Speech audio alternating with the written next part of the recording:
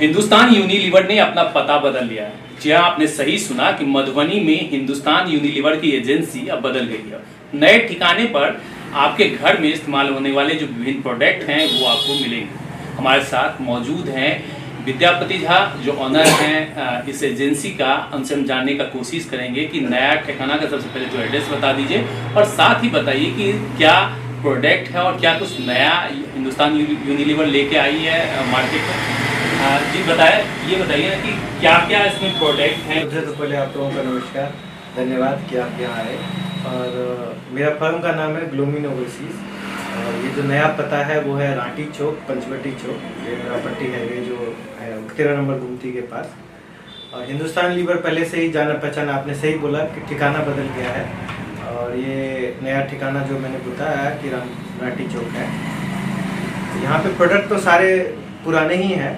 नया में मैं मधुबनी में अभी सर्विस करने वाला हूँ। मेरी जो बेहतरीन कोशिश होगी कि बेहतर सर्विस मिले, सही प्रोडक्ट मिले, क्योंकि जो बड़ा ब्रांड होता है उसका डुप्लीकेसी बहुत ज़्यादा होता है। जैसे मैं एक एग्जांपल, जैसे छोटी छोटी बातें होती है, फेयर एंड लवली है, फेयर एंड लवली कर देते हैं, कोई कुछ कर देते हैं, इस प्रकार की चीज़ें बहुत सारी होती है। तो सबसे पहली बात तो सही प्रोडक्ट मिले लोगों को, सही रिटेलर को, सही दाम पे मिले और उचित समय में मिले, ये मेरी प्राथमिकता होगी।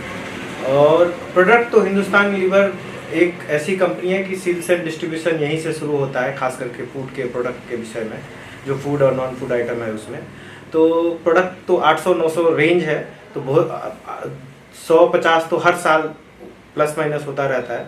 तो अभी तो मैं जुड़ा हूँ तो बहुत ज़्यादा मैं नहीं बता सकता कि अभी नया क्या है। बाकी हमारे साथ हैं ही आदित्य जी जो यहाँ के देखते हैं। नहीं, एक चीज और, मधुबनी का ट्रेडिशनल यदि व्यवसाय की बात करें तो मधुबनी में ट्रेडिशनल ये है कि बड़ा एक कास्टिज्म का बड़ा कब्जा रहा है शुरुआत से, तो बड़ा क्रिटिकल टाइप से यहाँ की मार्केटिंग होती रही है।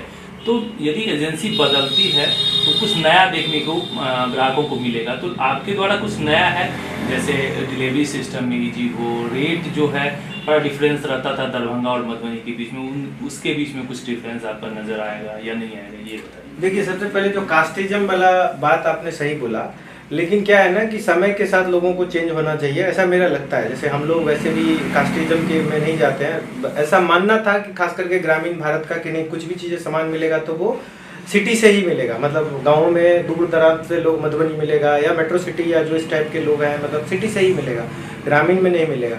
लेकिन आज के डेट में मधुबनी में खास करके जो शहर है, शहरी लोगों से ज़्यादा गाँव के लोग ब्रांड को खरीदना पसंद करते हैं, उसको इस्तेमाल करना पसंद करते हैं। तो गाँवों तक तो कंपनी पहुंच गई है, उसकी सही सर्विस होनी चाहिए। और कास्टिज्म में मैं बिलीव नहीं करता हूं। मेरा मानना ऐसा है कि लोग जितने सारे हैं, मैं जितने सारे लोगों को जोड़ सकूं, मेरा प्राइम ऑब्जेक्टिव है। ट्रेडिशनल डिस्ट्रीब्यूटर बहुत सारे लोग हैं जो एक चलाए आ रहे हैं कि पुराने, जैसे आप और हम पहले बेसिक फ़ोन पे थे, आज के डेट में मोबाइल फ़ोन आया, मोबाइल के फ़ोन के बाद वीडियो कॉल का ज़माना चल रहा है। तो ऐसे समय के साथ हम लोग इनोवेशन करते रहते हैं। सेल्स एंड डिस्ट्रीब्यूशन में हम भी खुद, पहले बिलिंग मैनुअल चलता था, अभी क्या है कि ऑनलाइन सब कुछ चलता है, व्हाट्सएप पे भी चलता है। तो हमारी मेन जो कोशिश रहेगी कि सर्विस टाइम से मिले, जो रिटेलर का एक बहुत बड़ा प्रॉब्लम, क्योंकि आजकल ग्राहक के पास समय नहीं है कि ऑनलाइन अवेलेबल है यहाँ वहाँ। तो अगर रिटेलर को मैं समय से माल ही नहीं पहुँचाऊँगा तो वो कस्टमर को कैसे माल देगा, और नहीं देगा तो उसका दुकानदार टूट जाएगा। तो सबसे पहले तो समय से मिले, दूसरा रेट मिले सही। जो रेट का कंट्रोल हमारे हाथ में नहीं होता है, वो कंपनी डिसाइड करती है। कुछ लोग प्लस माइनस में मना नहीं कर सकता, वो तो वैसे होता है और हमेशा ही रहेगा कि मैं अपना प्रोडक्ट, कंपनी ने बोला कोई 10 रुपये में बेचने के लिए, अब 10 वाला कोई 9 में जाके बेच देता है, तो वो तो उसकी क्षमता है। तो ये सब चीज़ें चैलेंजेस आएगी, बहुत ज़्यादा चैलेंजेस है। कोशिश करेंगे कि कंपनी के साथ मिलके इस चैलेंज को जितना दूर कर सकते हैं, जितना बेटरमेंट कर सकते हैं। बाकी तो भविष्य भी बताएगा। आपने सही चैलेंज बोला। और जिस प्रोडक्ट का माल बिकता है, जिस कंपनी का माल बिकता है, जो प्रोडक्ट बिकता है, उसमें चैलेंजेस हमेशा होता ही होता है, क्योंकि तभी तो वो बिक रहा है। अच्छा, युवाओं का जो है, जो एजेंसी लाइन में थोड़ा सा रुझान कम था, एमएसएमई की तरफ जो प्रोडक्ट है वो बनाने की तरफ ज़्यादा रुझान हो रहा है। ऐसे में एजेंसी लाइन में युवा का आना एक सुखद संदेश है निश्चित रूप से व्यवसाय के लिए।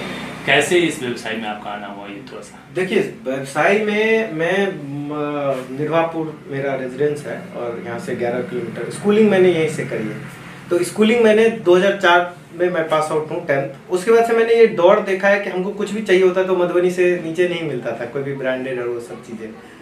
तो एक तो था कि नहीं, व्यवसाय करना है व्यवसाय में सोच में थी। 9-10 साल से हम लोग सेल्स एंड डिस्ट्रीब्यूशन में हैं ही। मेरा दिल्ली में प्रतिष्ठान है सेम ग्लोबल ओवरसीज के नाम से, वहाँ पे एजेंसी का ही काम है।